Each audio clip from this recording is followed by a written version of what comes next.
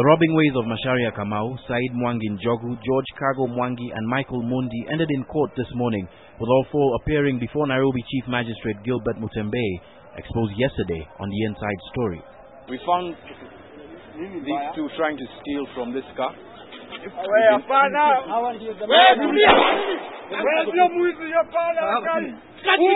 The charge was breaking into KBG 972A, a Toyota Corolla, and stealing one wedding gown, suit material, a suitcase, all valued at 19,400 shillings, the property of Donald Mjomba.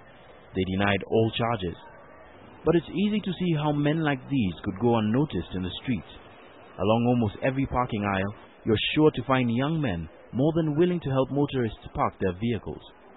They tell motorists that they will secure their cars for a fee over and above the 140 shillings that motorists already pay.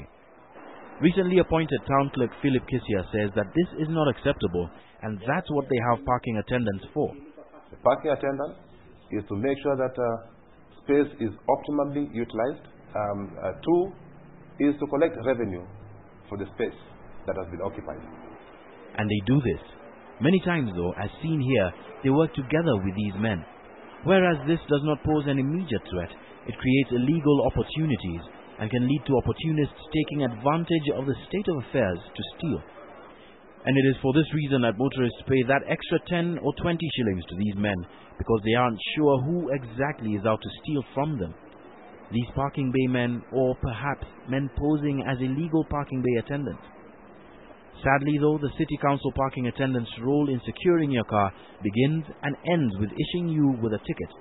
This despite the fact that just a few months ago, parking fees in the city centre were raised.